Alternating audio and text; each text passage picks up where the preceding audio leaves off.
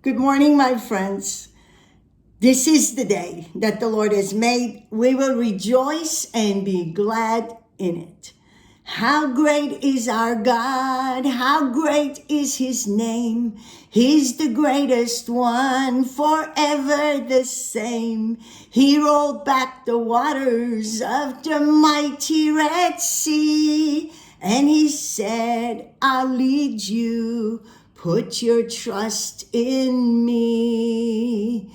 And he said, I'll lead you. Put your trust in me. I learned this song as a young little girl from my daddy. And in Armenian also we sang it, and in English. And it just encourages my heart because yes, God is answering prayers. He is so great and big that we don't even realize how big is our God. And last night, one of the devotionals that a brother brought was, we are like a net. If we are as small as a net that we have in Louisiana, I don't know if you have those things in your country, but they are just a nuisance. And then we are so big beside it, but it is like how big is our God and how little we are, yet he takes notice of us. It says, who are we that you take notice, you visit us, Lord? And he's answering prayers today. He's answering prayers today. So we run to him.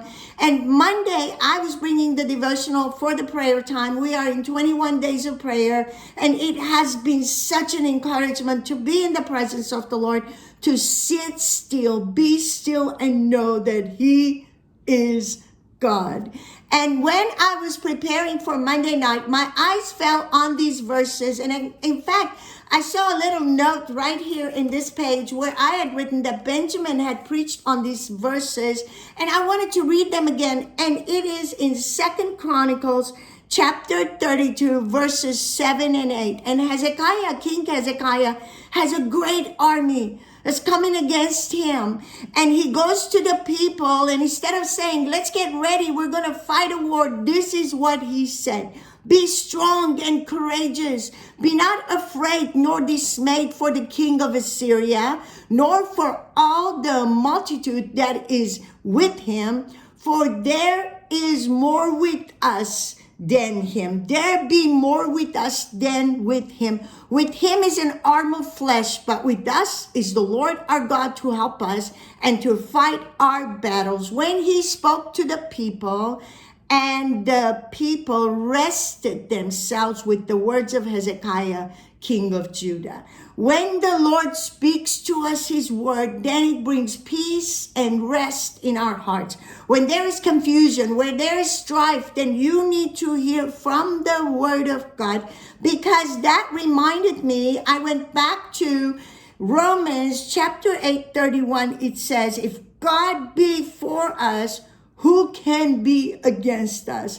If God be for us, who can be against us? We need to remember his words and then rest in him that he is the Lord our God who will help us and fight our battles. And then in verse 20, for this cause Hezekiah the king, the prophet Isaiah, the son of Amos, prayed and cried to heaven. They were crying and praying to heaven so that he could speak those words and say, be strong and courageous. Don't be afraid, for the Lord our God is here to help us and to fight our battles. And when I went to 1 John 4:4, it says, it's so beautiful. John the disciple, he wrote this, and he said, you are of God, little children, and have overcome them, because greater is he that is in you than he that is in the world. And sometimes the Lord sends an angel, because verse 21, after they prayed, after they cried,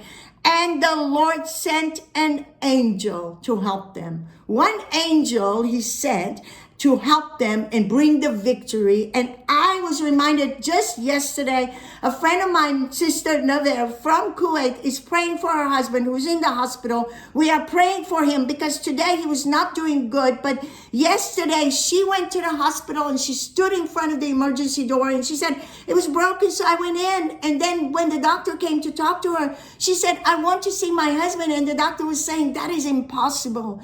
But then she said, what if it was your dad? And then somehow the Lord touched the heart of the doctor. Sometimes the Lord sends people that are like angels. He sends his angels. They are ministering spirits. Sometimes they are angels and sometimes they are people the Lord uses. And she took her to see her husband, and she was with him for almost 2 hours praying with her husband, having that time, just her and her husband. And it was so wonderful to hear that God answers prayers. He sends angels. I've had that in my life where there has been situations. One time we were in Los Angeles and we were about 16, 17 of us right after the flood. We had gotten very, very inexpensive tickets to go to Australia and we didn't want to change them. We needed the refreshing. So when we got to Los Angeles, the desk of Hawaiian Airlines, yes, I'm going to say their names because they were so rude just to me. Everyone else passed and they said, well, your name is not the same. And I showed them my passport. I showed them my credit cards, my license, everything. This is my name. And they just gave me trouble. So I had to buy a new ticket. But by this time, everyone had gotten on the flight. I was the only one left there. And I said, Lord, what do you want me to do? Stay here in Los Angeles? I can be with my mom and dad in Pasadena. At the time, Daddy was still alive. But then, all of a sudden, I got the idea, let me buy a new ticket, which the Lord provided the money. A few months later, I found the money on the ground in Baton Rouge, just in an envelope, what I had paid for that ticket, just about $50 or $60 less. And I just said, okay, here's my credit card. I am Jasmine. Put me on that flight. When he did that, I knew I was about to lose my flight because Los Angeles security is just always crowded. And all of a sudden, a young lady appeared. She took my boarding pass. She took my passport and she said, follow me. And I'm coming up the escalator with her and I'm saying, you're like an angel. And she just smiled at me. She said, just follow me. So when I followed her, she took me to the first lady and she was sitting there and she said, she's going through. And the lady didn't say anything. She just let me pass. And I said to both of them, I said, it is easier to enter into heaven than through Los Angeles security. I was just so awed. And she passed me through, got me on the other side, and my son Benjamin, who had just passed through that long line, was waiting for me. We happened to be right there together after I being downstairs for 20 minutes. And so she took me through. I met Benjamin. We both started running for the gate and we got on the plane. Everybody on the flight said, how did you get on? I said, I'll tell you, it was a miracle.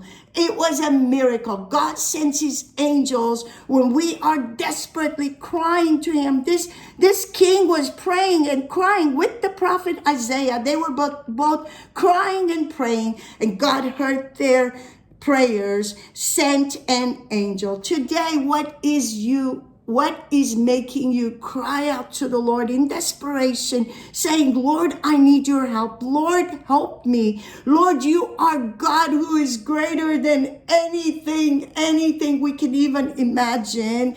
And this is the God that will send us his help because he's promised us, I will never leave you nor forsake you, Jesus said. And this is his promise. We cling on to it. We cry out to him and we wait for the answers because our God is so wonderful.